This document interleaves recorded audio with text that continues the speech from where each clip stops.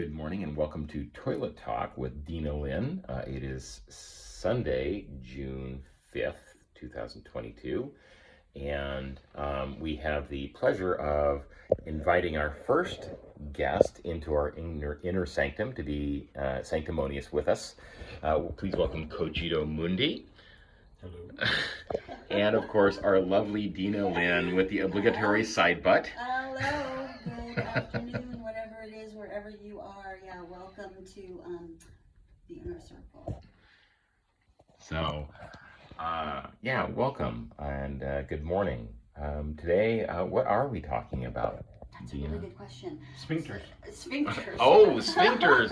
Cogito comes out of the gate early with the word of the day. So many ways to apply that. Yeah, it's like the great sphincter in ancient Egypt. That's what we've been talking about. That was Sphinx. That was Sphinx. I know. I'm playing with words. Wordplay is fun. We've had an amazing weekend with Robin experiencing a shamanic illumination and receiving a reading from Cogito using cards and intuition and deep insight. We've talked about. I wish we had recorded the entire weekend because there were so many amazing things to be discussed. You're assuming that the people who are trying to spend a half an hour or an hour watching these are willing to spend 48 or 72 hours watching a video. I'm not sure that I would. Oh, well, they would make have that. to pay the big bucks, for the immersion weekend. We would have to pay the big bucks. It was some heavy stuff that we've been talking about. It's been incredible. Yeah. When you meet somebody, we've been Facebook friends with Cogito for a long time, and when you meet somebody online and then you meet them in person, and it's even more real. 2D to 3D. It seemed to be, 2D to 3D. Oh, what? Yeah. Not 4D to 5D. Not yet. From 2D to 3D, yeah, from text to tactical. Yeah, it's been an incredible, amazing weekend. So we could talk about some of the highlights if you want, or we can choose a topic. This is not my show. I am simply, I am simply the. You want to be the circus master and we can be the monkeys? Well, I think. Okay, for me, one of the things that feels alive at the moment is offering what I am grateful for this weekend for all of it. So I started out this weekend. Many months ago, with an issue on my mind that was pretty much taking over my life, and it was a codependency addiction to porn, masturbation, and using cannabis to help me out there. And it's been a real hard, embarrassing, shaming feeling that's been following me around for a long time for this. And this is one of the topics we'll probably get into a little bit more in depth in another episode. But I had the opportunity to go through an illumination with our shamanic guide. And what I found at the end of all of that was the ability to embrace all of who I am and all of the energy that goes along with the ways in which I was trying to make myself feel better through this addiction and codependency that I had. And instead converting, transforming, transmuting that codependency into a truly profound means of getting in touch with a very, very deep shadow portion of my soul. And with the assistance of the lovely Dina Lynn, who accepted me at all times and wanted to be there for me through my own explorations, and through some amazing conversation with the venerable Cogito, who provided a very safe space for me to be able to talk about really uncomfortable subjects with another man who has graciously given understanding and perspective on these struggles as well. I've come to the end of this weekend and the end of these last, probably 9 months, and probably the better part of 40 years worth of dealing with this dynamic, with a renewed sense of self and a renewed sense of energy and the ability to sense things outside of myself intuitively, instinctively, on a heart level, on an intellectual level that I hadn't been grasping before. It's kind of like been a whirlwind of just really, really, really profound connections, ideas, uh, the ineffable concepts, things that you just can't come off the cuff and explain to somebody who doesn't understand what the concepts mean if they have no reference point. So I feel whole. I feel much more healed. I feel honored, and life takes on a whole new meaning and feel when you can get down to the core of some of these shadows that we deal with, that I deal with anyway. So that's where I'm at, and so I want to thank these two absolutely beautiful people for being with me and offering their gifts and their insights while I went through this incredible and rather exhausting journey over the last 3 days.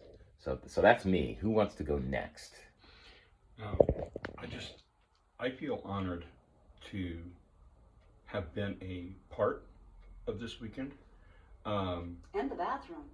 And part of the bathroom. Part of the inner sanctum. Oh, goodness. The inner sphincter. Yeah. It's getting kind of shitty now. I mean, shit gets real here, but I mean, come on.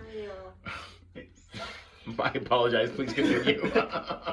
No problem. I've been able to, in this space, confront some what I would consider minor blocks from childhood and just these energies. You know, we grow up into adults, and when we look back over our childhood, we learn that we used to think and used to do things according to the environment that we were in, the patterns that we were in. And part of reparenting is looking back and making those adjustments. In this space, with these two marvelous people, I've been able to have the experience of this profound sense of peace and welcoming and support, so that I could confront some of my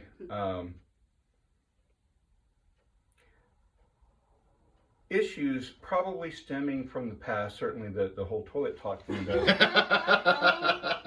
You can go into that if you want. It's Okay, so a little back history, and you know, people judge, I don't care, but when I was a child, I grew up with my brother, and our mother was efficient. So managing her time, anytime that she was on the toilet doing God's work,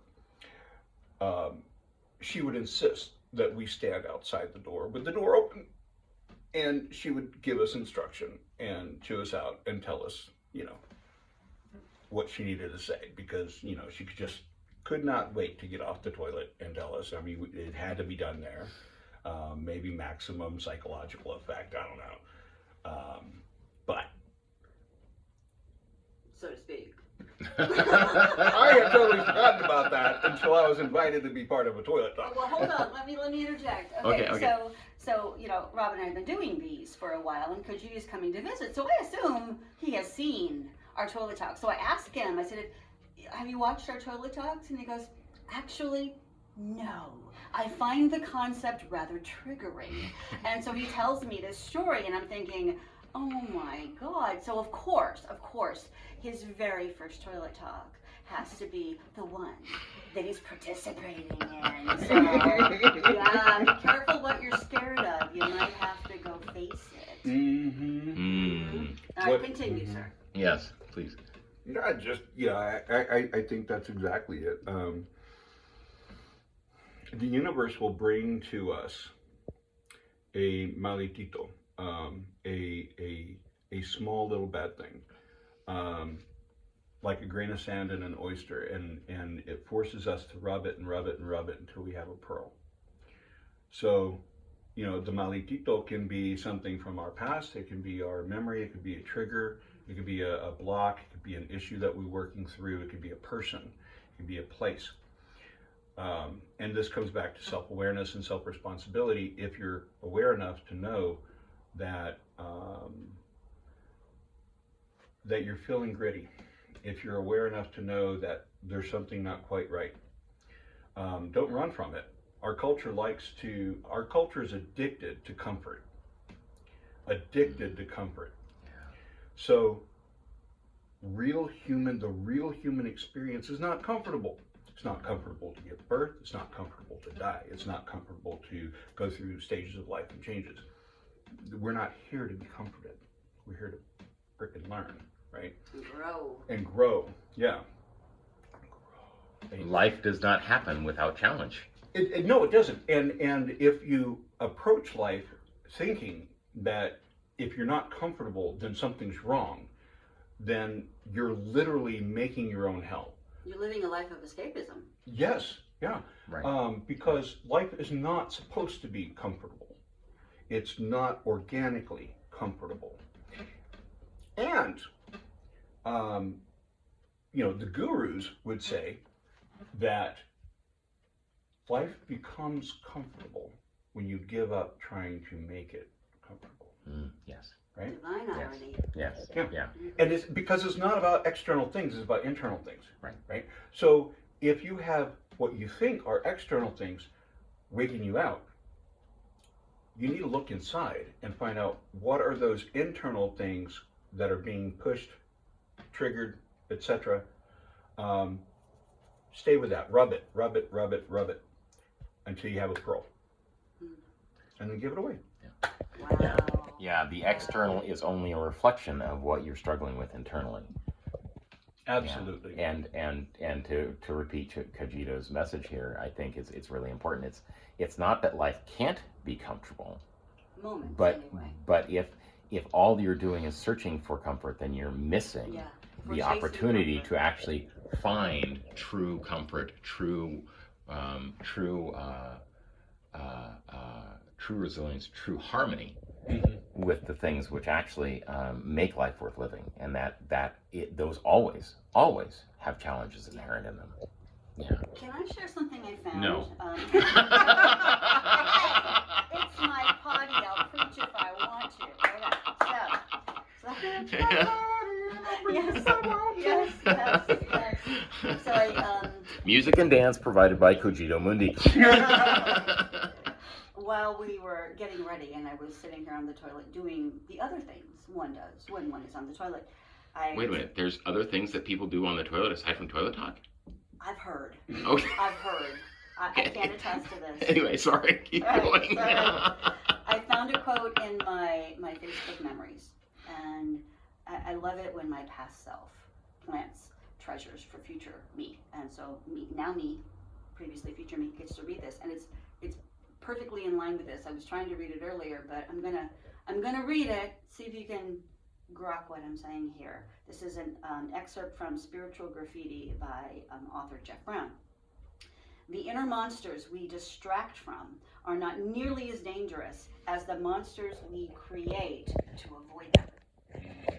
As painful as early life traumas can be to confront, they are seldom as difficult to transform as the behaviors and addictions that we develop to bypass them. As children, our defenses and distraction techniques saved us.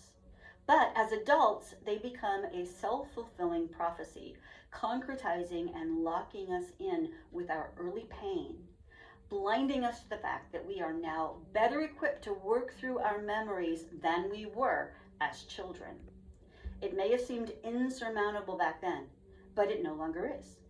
If we can turn around and face them now, if we can resist the tendency to cover them over with layer upon layer of distortion, we can reclaim our trauma and work it through to resolution. There's no way to run from wound body memory. It is always there, waiting for its moment of integration. Better to turn around and embrace it. Once a monster, now an opportunity for genuine, why not divine also, transformation. Once a monster, now an opportunity for genuine transformation.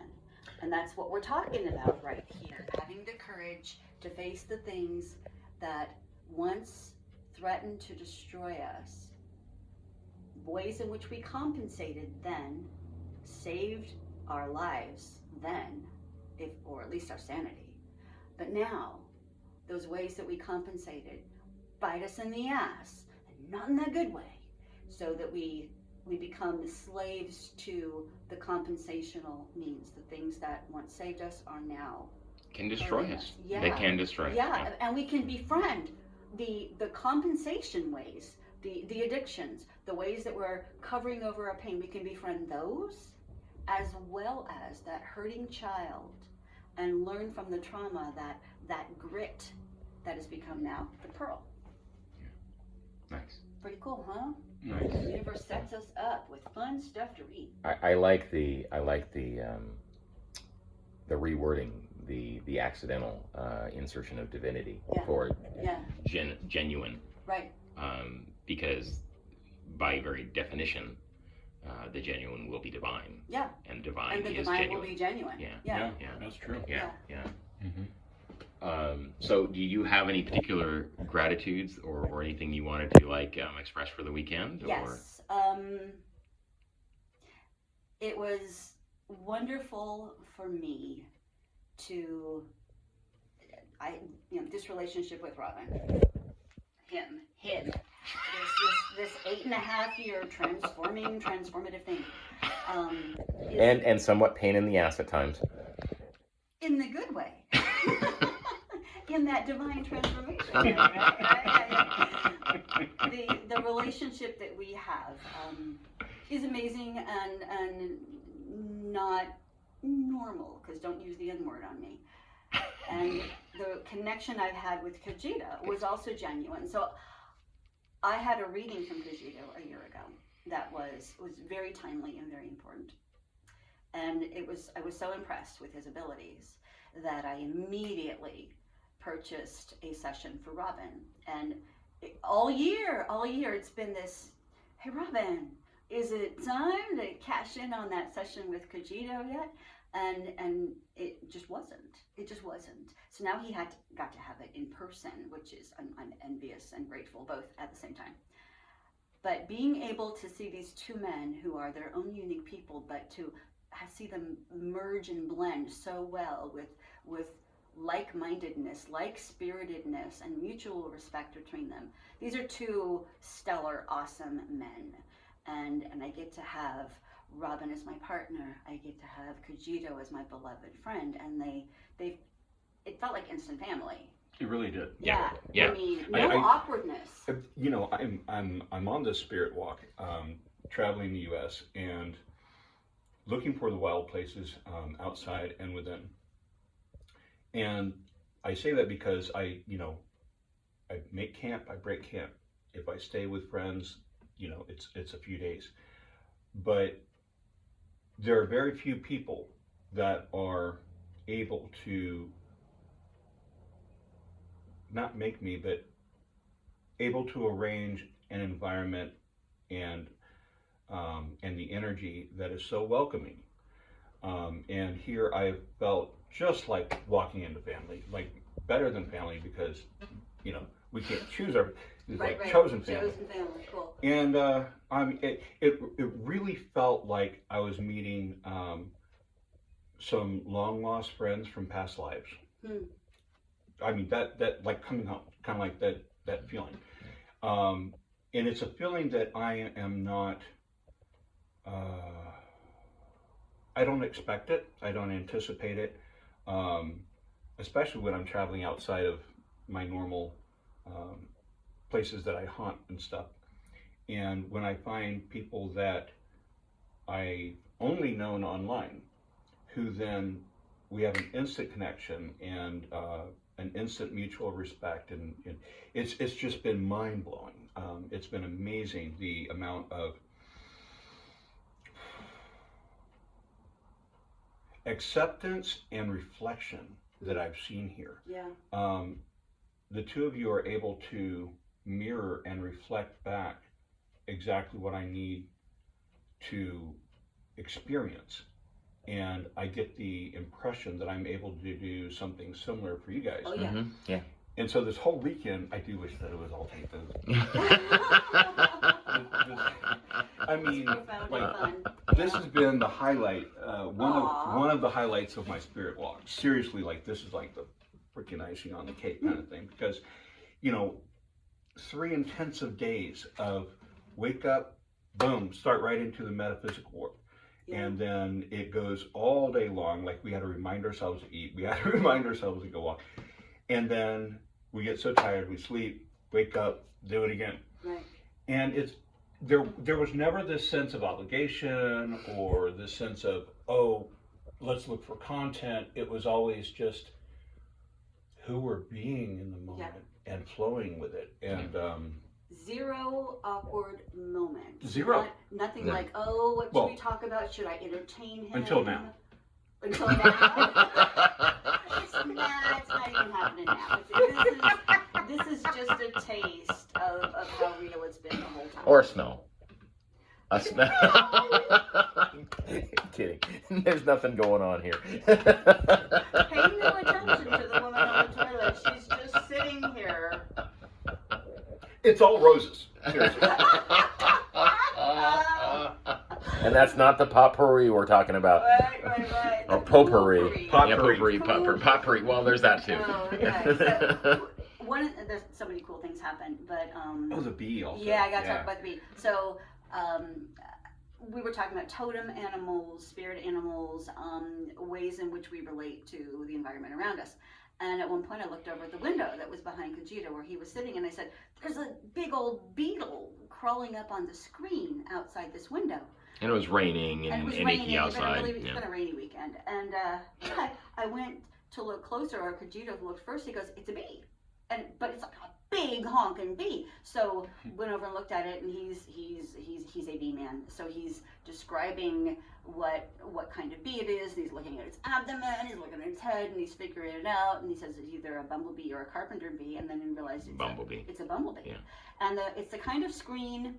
It's a Victorian, old, not built-in screen, so it's like the kind of slider. It's one of the It's expandable insert. screens you can get Right. at like Home Depot or Ace or Right, whatever. so Yeah. it had an overlap between the two parts. The bee was on the single screen, and it was on the inside between the window and the screen panel that was right outside it. And I didn't want it to get in the house, and we wanted to open the window. So I opened the window and turned the screen around so the bee could be on the outside, and it pretty quickly crawled in between the overlap.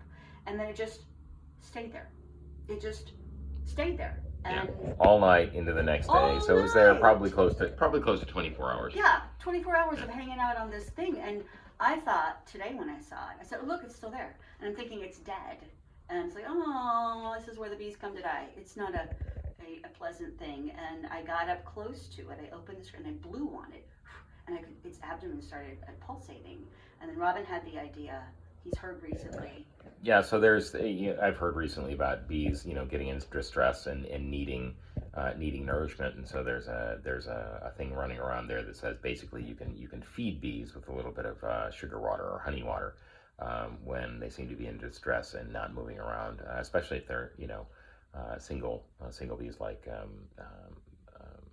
bumblebees tend to be, and that helped gave them the energy to. Right. So I got some sugar water and put it in a little tiny. Okay, hold on. I mean, Cogito actually did something first. Oh. Should we talk about that? We absolutely must. Go for it. What did you do to that bee?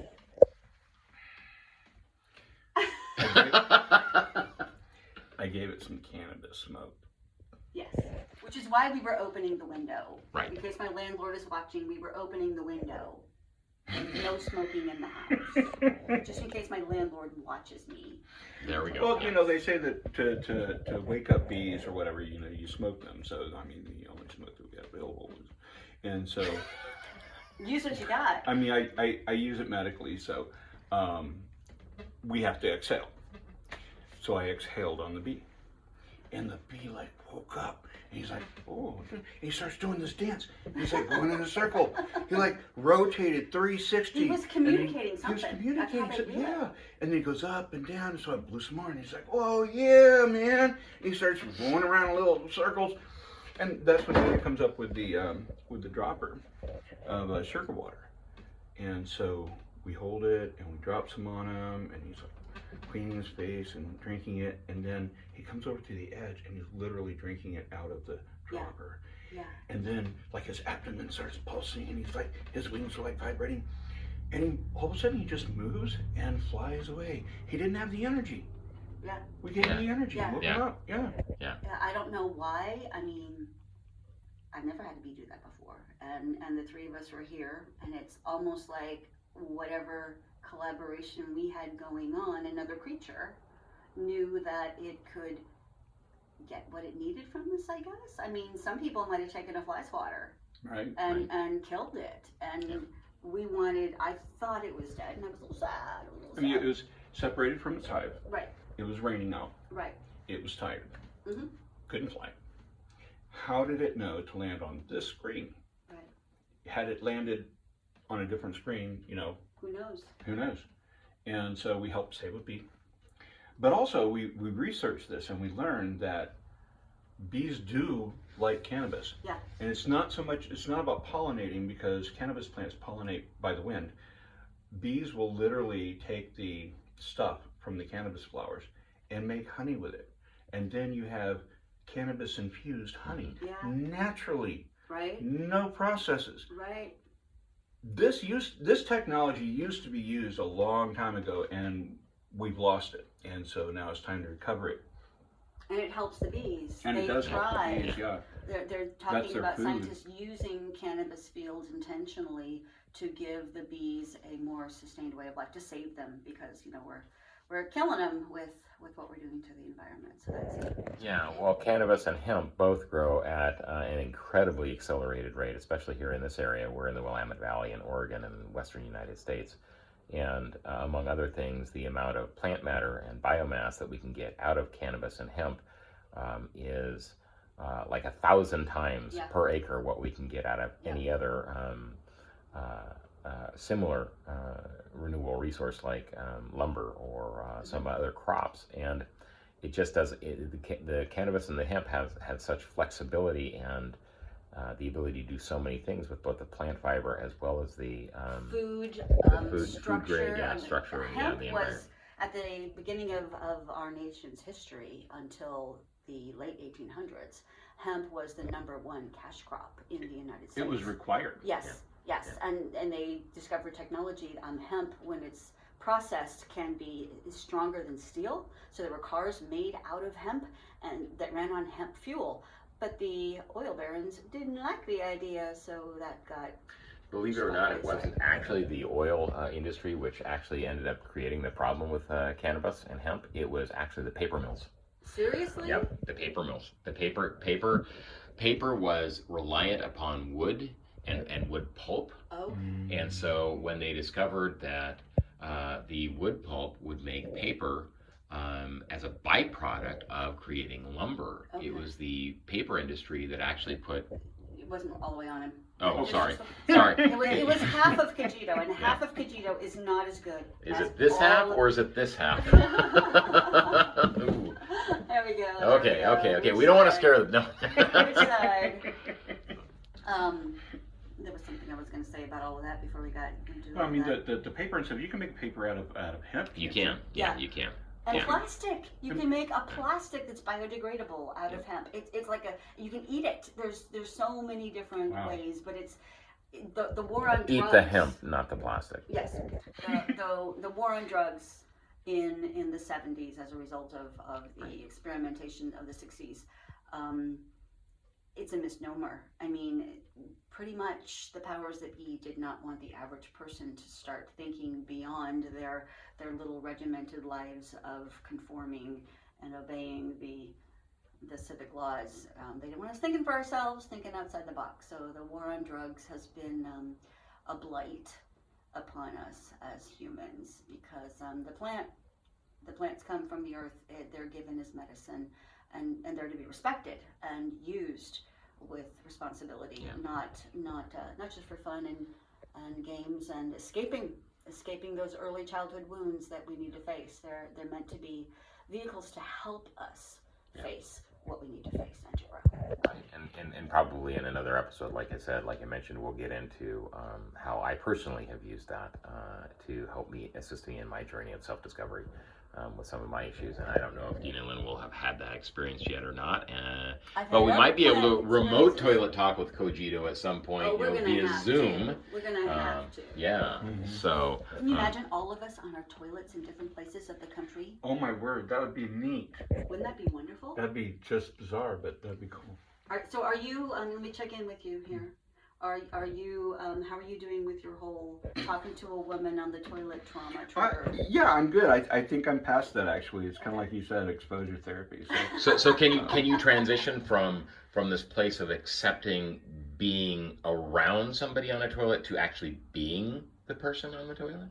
Yeah, I have no problem with Okay. Got it. Okay. It was just the whole, mama figure on the toilet telling you what's what. Right. So, Cogito, you're going to be continuing to travel around the United States for how long, do you think? Probably another 2 weeks on this particular journey. Oh, not very long then. It's relative. Right. I've already been on the journey for about 2 or 3 weeks, and so by the time I get back, I will have been on this journey maybe a month. Okay. You started it a year ago. Well, last year I did a spirit walk. Mm-hmm. 2 years before that, I did my shadow spirit walk, or another shadow spirit walk. So last year I did it was more of a hunter spirit walk, and then with this year it's seeking the wild places and such. And it's about maintaining a sense of autonomy, self-ownership, and introspection, while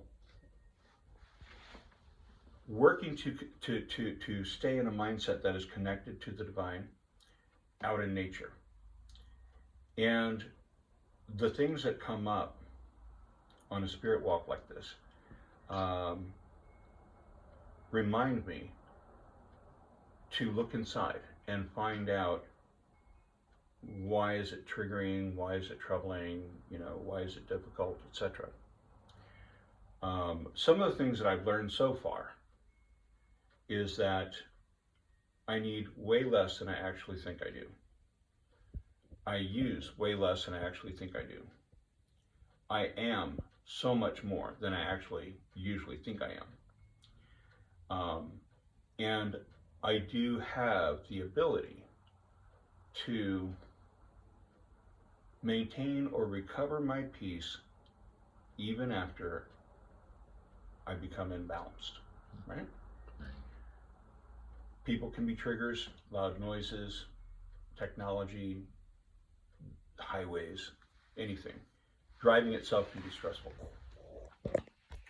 So the act of actually going on a spirit walk is the energy that brings you to confront the things you need to work on. You don't need to be a guru, you don't need to be connected. You get in your car or your bike or your shoes and you take off.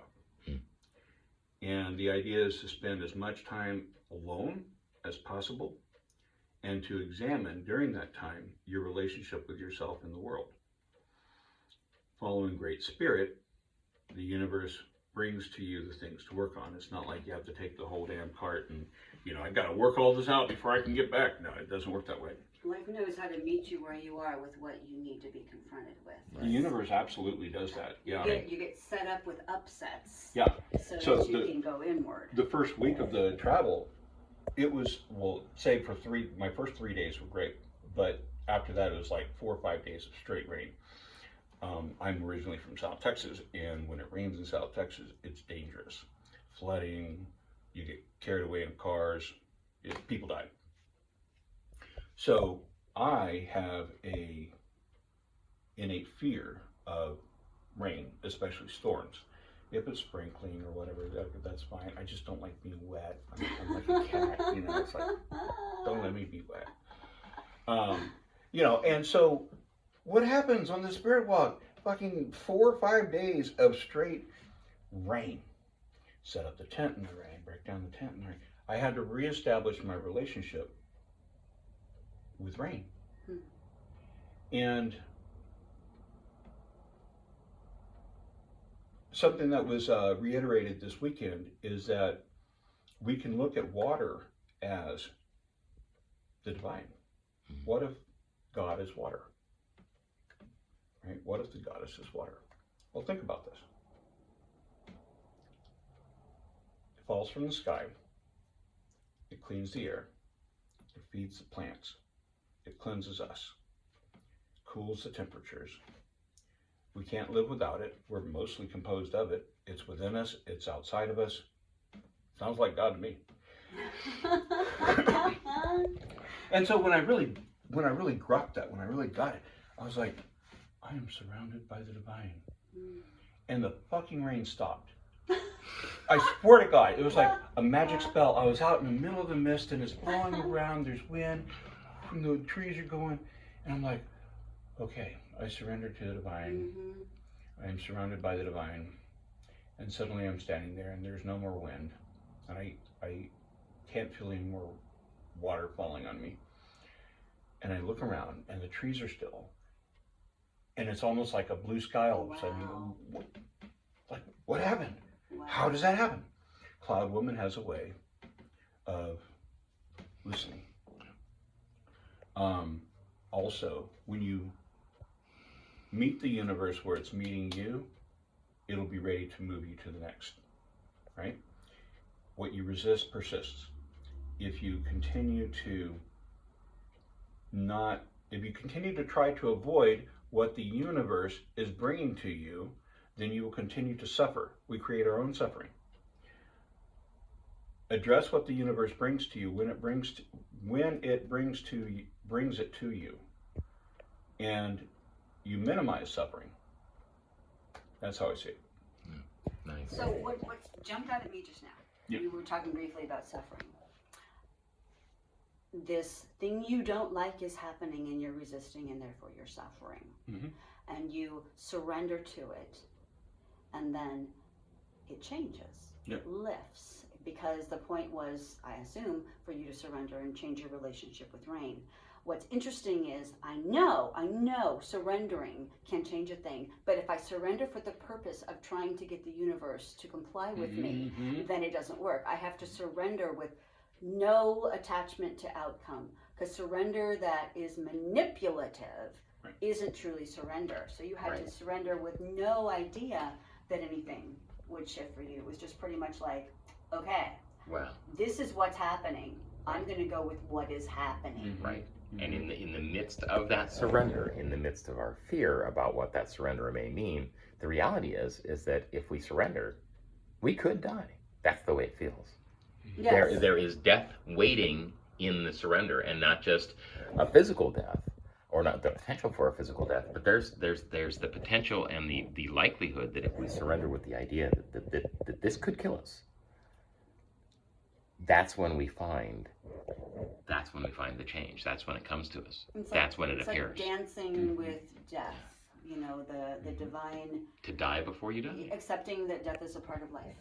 And that's a very good point with the spirit walk too. Can I get both of you in the same? No, I guess I can. Sorry.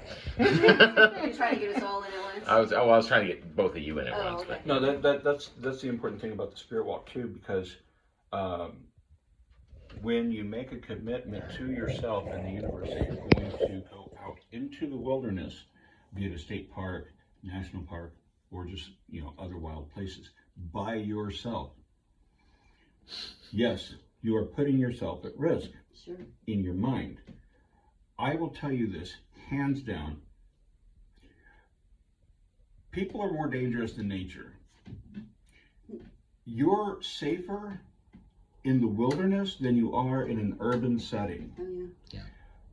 You're safer by yourself in the wilderness than if you're camping in a whole campsite full of people who hate you. Mm. The wilderness is neutral. People are not. Not that people are bad, but I'm addressing the fact that there's this culture in America that only old people go camping, and camping is dangerous, and look, the universe is here. RV involved. There has to be an RV involved. Right. Oh my God. Right. Oh, Take everything Jesus. with you when you go out in nature. Make sure you have every possible convenience because we want to be comfortable Right. while we're out there in the savages of nature. Glamping, right? Technology is great. If you want an RV, get an RV. If you want a boat, get a boat. Technology is great. But what I'm saying is, if you want to do a spirit walk, leave the RV behind. Get a backpack, get a tent. You could drive. I use a car, right? I'm not going to walk all the way across America. That's stupid. Hey, I take exception to that because I want to walk all the way across America. Thank you so very much. Okay, all right. For me, that's stupid because I have physical limitations. I cannot walk across America. But the point is that you have to be willing to screw something up to be able to get it done right. You have to be willing to get out there in nature by yourself and learn. Oh shit, I should have brought some toilet paper. I should have. Oh shit, indeed. Oh shit, yeah. I should have brought. Appropriate for this I conversation. know, right? I should have brought a digging tool. Toilet talk would take on a whole new look if we did it in the outdoors Oh my without God, any I should facilities. Our There next, we go. Oh my. Always bring the toilet paper. our next toilet talk, Yeah. remote toilet talk. I'll be in a camping toilet, Oh, perfect. either compostable toilet Perfect. or porta john. I personally think that you should be like, have a pit dog and be sitting on the edge of a branch. That's nasty. Hey, that's the way I do it when I'm out in the wilderness. Well, Anyway, sorry. maybe if I get an OnlyFans page, but that's Okay. not going to happen. So, Pay big bucks to see you sitting on a limb. although there are some in the fetish community that would probably pay big bucks for that. There's a porn genre for everything. And I am not here for your Yes. fetish fulfillment, people. So keep that in mind. Yeah. One of the viewers of Toilet Talk, all he could ever see was, "Oh, please pee for me." So that's how you get yourself blocked. You have to listen to what we're saying and then go pee by yourself. Go do your own pee. So, question for you, Cogito. Well, actually, I would like to actually make a statement here. So Cogito did a reading for me, tarot, using 2 decks. And I've had a couple of readings before, not a ton. And I found your work disturbing, triggering, enlightening, thought-provoking, intuition and instinct raising, and I know that's not the only thing you do. I know that you read runes. I know that you do divinations. So I guess one of the things that I'm wondering about is, would you be willing to give kind of a brief description of some of the things that you can do? Because I think one of the things that I would like to see for myself is that I guess you're probably one of the most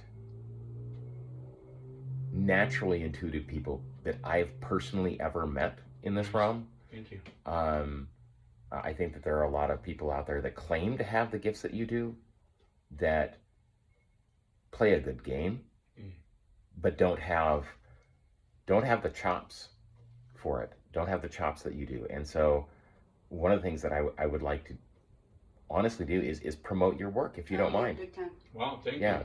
Thank you. And, So and let me chime in on the commercial, because I've had a lot of readings and a lot of therapy, says the woman sitting on the toilet. So, disclaimer. just letting you know, I've had a lot. And he is indeed incredibly gifted, and not just with one modality. He has a number of tools, and he has this uncanny way of meeting each person where they are, and it's natural. It's there's no feeling like, If you spot it, you got it. all right, Shit, that all applies right. to me too. Fuck. Right? Yeah, well, I appreciate authenticity. I do. And I appreciate genuine gifts, and I appreciate not being sold on something. I have had a lot of charlatans try to convince me that they had something to offer, and what Cogito does is says, let me show you what you have to offer yourself. So he pretty much works himself out of a job, because he helps the person get in touch with himself. And then this is adjunct. This is confirmation. This is validation of what we're already sensing is going on in here. So you're left empowered versus, oh, I need more of this. Well, I do want more of this, because I leak a lot, I forget a lot. And he's just got a gift of helping people remember who they are and why they're here. And If you leak a lot, it's a good thing you're sitting on a toilet. Thank you. So could you, I mean, give us a brief rundown of the things that you enjoy, and the ways in which you feel they can benefit anybody that would be willing to come to you. Okay. As a shamanic practitioner, I have a toolbox of shamanic modalities, shamanic methodologies, and tools that I use.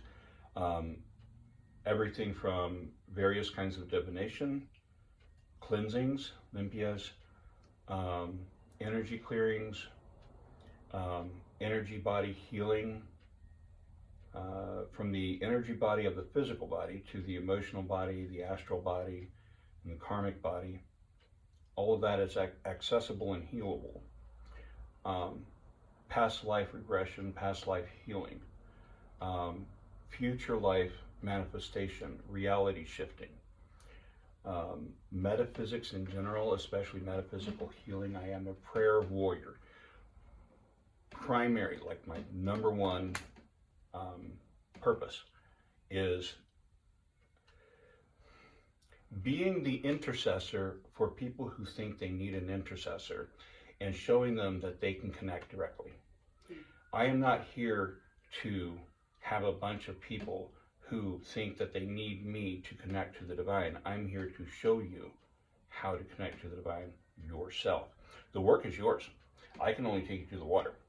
So what I do is basically people come to me with their concerns, problems, desires, things they want to work out, whatever. And it's not always problems. Sometimes people will come to me and say, hey, everything's great, but I want it to be better. I want to go in this direction. I want to know if I should make this business decision. I want to know if I should make this relationship decision, etc. If I'm going to do a reading, I don't just, okay, let's throw out the cards. No.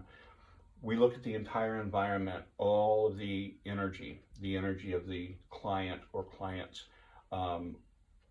where they spend their time, how they use their energy, where is their headspace, where is their physical space, and how does all that tie into what their issue is or what they want accomplished.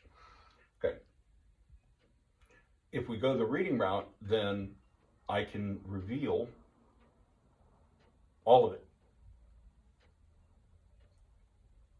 Caution, to uncomfortable levels. I will attest to this. I asked him, how deep do you want me to go? And he was like, as deep as you need to. It's like, all right, you asked for it. And I did, and I don't regret it. As I said, it's triggering. It's disconcerting, and in my moments of the most profound realizations, one of the things that I realized is that just my initial reaction to what he was saying wasn't always the whole truth about what he was saying, and the secondary and tertiary revelations that came as the reading continued both softened and made more poignant the pieces of information he was giving. It does come in layers, and that's the thing. It's when I do readings or even intuitive healing sessions, the eagle, my guide, comes through and reveals everything in layers. So at first, what you think is being said, you later find that it has a different meaning or added connotations, and everything builds up like layers until you see the whole picture and you're like, oh, I got it, right? And so then you understand why this is necessary before you can do this, and why this is necessary before you can do this. And I lay it all out.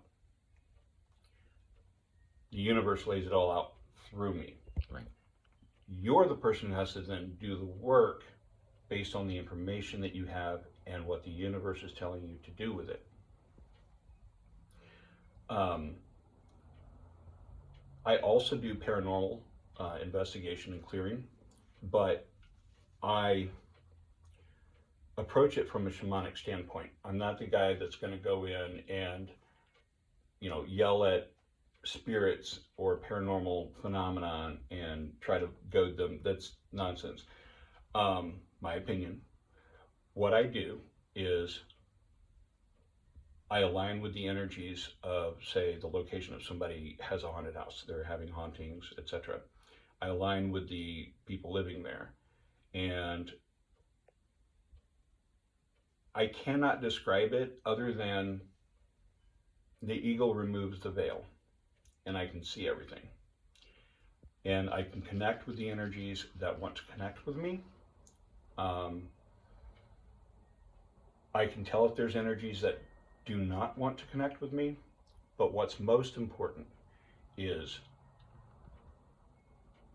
I'm able to remove the energies or the entities that are causing problems. You may want your grandmother, grandfather to hang around. You may want your ancestors to hang around, but you do not need this poltergeist that's opening doors and turning on lights and such. Right. So inside of that, I also do the house cleansing or clearing and the property protection. It's all one package. You can't do one without the other, because that's just like, if you smudge your house with all the windows closed, you're just stirring shit up. Open the windows. So when I approach my practice of shamanism, it is my way of life. It's not a business. It's not something that I package and market. It's me. It's who I am as a shamanic practitioner. I was born this way. I was called this way. And I struggled for many years of my adult life trying to ride the balance between what people expected me to do with a regular career and what the universe was insisting that I do, or else it's going to take me out. Right. After a lot of pain, a lot of struggle, my body is no longer the same. I finally got it. Yeah. So I'm here to try to help people not have to go through what I went through to get to where they need to be. I have no intention of taking anybody where I'm going, because that may not be your path. You may not even know what your path is. I can help you find it. Nice. I can help you find it. Nice. I am not going to find your path for you. I'm not going to walk your path. I can walk with you. I can help you find your path.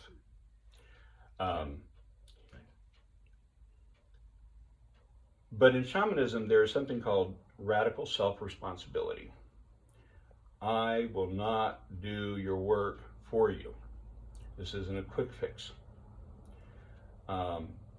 This is, if you decide to engage me in allowing me to help you achieve your goals, I can give you a blueprint, and I can give you the energy, motivation, impetus to get it started or to keep it going, but the work is yours. Any client that I work with, it's not just a one done thank you. It's a relationship. Yeah. Especially as a prayer warrior, there, especially in this time of pandemic, there have been literally countless people from around the world that I've received emails from and pray about, and then I receive another email or a message and says, "Thank you. It's much better. We're recovering. We're healing." And it's not just about the pandemic. It could be about any kind of physical, any kind of mental, any kind of environmental issue that you're having. I want to say you don't even have to believe in the power of prayer. Metaphysics is metaphysics. I have enough belief for you. Yeah. Mm-hmm. But if you're willing to open the space to the possibility that prayer can help, a lot of people don't know how to pray, that's fine. You reach out to me, send me an email or what have you. Cogito Mundi 1@gmail.com. Or just hit me up on Facebook or social media. We will include links in the description of the videos for you. Yeah. So when people reach out to me for a prayer request, they've already opened themselves to the possibility of having that prayer answered. I don't answer prayers. I connect. I connect with the universe. I send out the prayer request, but I also look at things from a metaphysical perspective. I go into the divine. I go into the other side with all the energy that they give me and ask the universe to find a way. Right. And that is the role. The universe does the work. And she does. And she does. So Nice. there's so many different things. On the spirit walk, I am open. I'm passing through Northern California, Oregon, Washington, all the northern states. May or may not visit some of the more southern states. I'm boycotting a lot of the red states, my personal preference. That does not mean that if you happen to live in a red state that I'm not going to help you. I mean, that's ridiculous. Of course, send me an email. I just won't visit in person. Yeah. But while I'm on the spirit walk, you got about another week or two. If you would like to receive a visit from me, reach out to me, let me know. I'll do what I can. At the same time,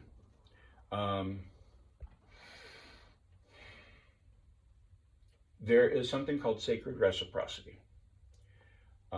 I do not charge, but I do not work for free, meaning the universe handles the reciprocity. There's always some kind of exchange, some kind of barter. If you're requesting help, make sure that you have something to offer. It's up to you. If you don't know what to offer, you send me an email and ask, and I'll let you know, hey, give me a tank of gas. I don't know.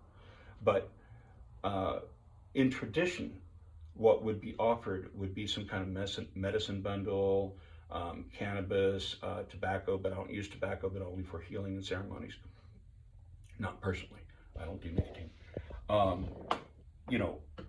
Food, supplies, these are traditional gifts that are given to a shamanic practitioner. And in some indigenous cultures, we are called roadmen. In some indigenous cultures, we're called just medicine men or healers. I follow a global path. I do not follow a specific indigenous modality. Yeah. I draw from many different sources of the divine, or many different expressions of the divine. So if there's a certain expression that you prefer, Christian, Muslim, Buddhist, Hindu, I will meet you where you're at. Santeria, Buddhan, Shamanic. Shamanic, Right. yeah, I will meet you where you're at. If I don't know how to, then I will ask, and you will help me meet you where you're at. Nice. I keep it sacred, and I keep it as original and authentic and grassroots as possible, because I am sacred, and I treat myself as being sacred, and I treat others as being sacred until my humanity kicks in. And that's the other thing. I am human. I do have triggers. I do get angry. I do get upset. I, will misinterpret things. I have hearing issues. I don't always hear things correctly. I don't always communicate correctly. So please do not put me on a pedestal. I'm not perfect. But I am a perfectly capable shamanic practitioner for anyone that the universe brings to me. Right. Yeah. Nice. Go ahead. Sorry. Yeah, well, and I wanted to say, as a woman who allowed him in my house, and Robin was here too, but I would have been comfortable with Cogito coming in and staying in my place. I provided him a place to sleep with bedding, and he brings his own stuff as well. He's a man of integrity. He's safe to have around. This is someone that he's trustworthy. He walks his talk. Nice. And something that occurred to me while you were talking about what you do and why. It seems to me the universe brought us a symbolic experience of what you do with the bee coming to the window. Because what you did is you met the bee where the bee was with what the bee needed. You didn't require the bee to do anything other than receive what you had to offer benevolently. And then as a result, the bee was free to fly, to go be the bee.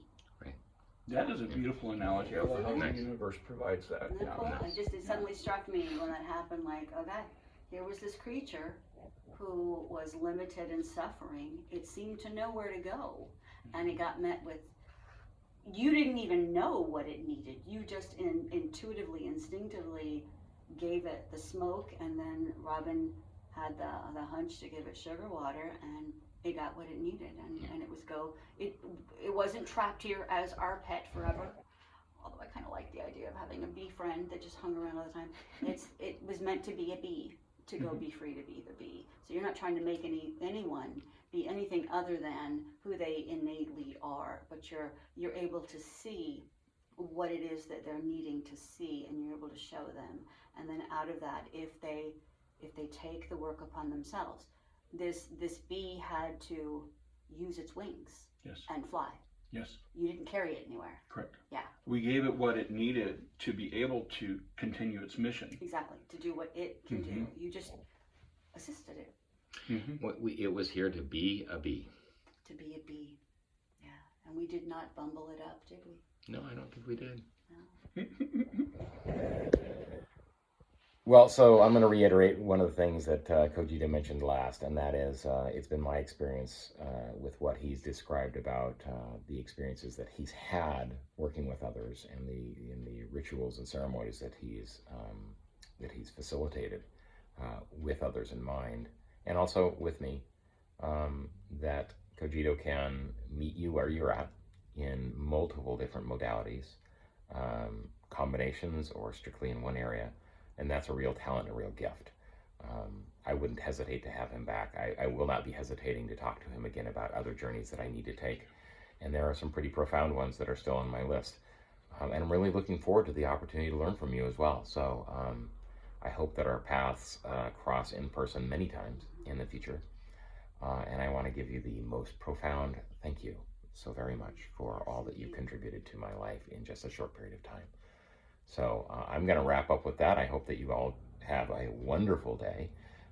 And please, if there's anything that is on your mind that you're thinking, I could use some help, some guidance, somebody to stand up for me and help me be the better person, help me find my answers, Cogito would definitely be a wonderful, wonderful, wonderful choice. So, Thank you so much. Yes, you're quite welcome. Anything else anybody else would like to finish up with briefly? It's kind of an odd tag on here at the end, but one of the things that I realized when we're working with chakras, we've talked about things like intelligence and insight and intuition and inspiration and the base one. Instinct. Thank you. All the ins. And I often wrestle and with eros and yeah, anyway, yeah, yes, I all of often those things. wrestle with where do they fit in. And as Cogito was talking last night, we each had our mesas out, which are our portable shamanic altars. We've all been trained in various forms of shamanism, and there's an incredible, wonderful overlap. But one of the things that suddenly struck me is the way that instinct and intuition work together. And it was that instinct is that which is about our history. So we have instinct because of our history, not just within our own lifetime, but as a species, as beings on planet Earth, with our ancestral and DNA depository that we contain within us. Our instinct is like our historic connection to the Earth. Historic and primal, as beings, our historical connection to the Earth, and then our intuition is a beckoning of our destiny, and it's our connection to the cosmos. And if you drew a circle of these two realms, so we have instinct here and intuition here, where they overlap, the mandorla of those two circles is the heart. And from there, you know, we work with both our instinct and our intuition. So it was just a fabulous takeaway of what you brought this weekend.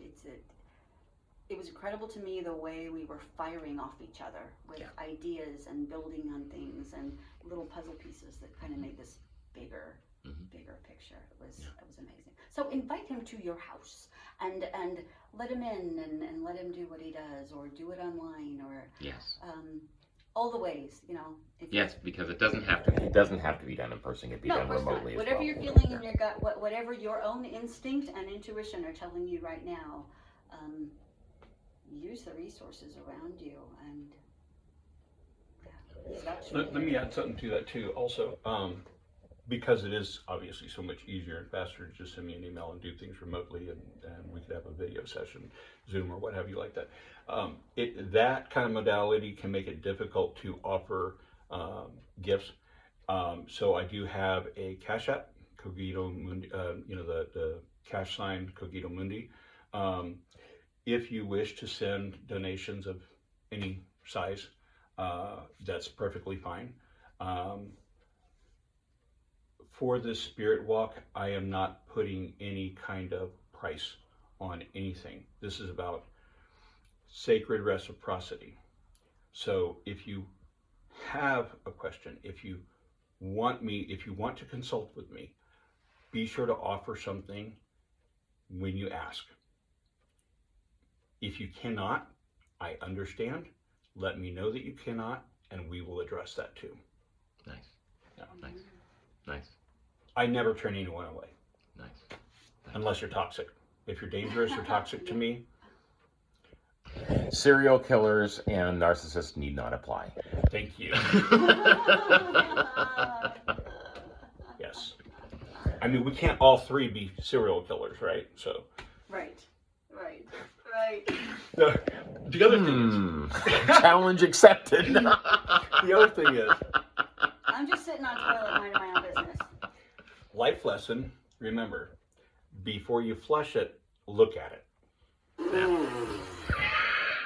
On that note, I think that's the perfect place to end Toilet Talk. We've had a wonderful time. Cogito, thank you so very much for your wisdom, especially the last 6 words. If you flush it, look at it. Before you flush it, look at it.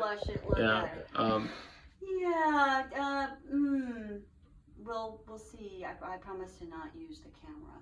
Yeah. Into the toilet. You don't have to look at it before I flush it. This is personal work. You look at yours before you flush it. Your own shit. Yes. Let's just stop here. I mean, we're not. This is not getting any better. We all need to look at our own shit. That's profound. It's so scavalicious. Yeah. Anyway, I hope you guys had a great time. We certainly did. Goodbye, everybody, and have a wonderful This afternoon. one will go down in the annals of history. It simply doesn't end. A sphincter says what? Bye. Bye.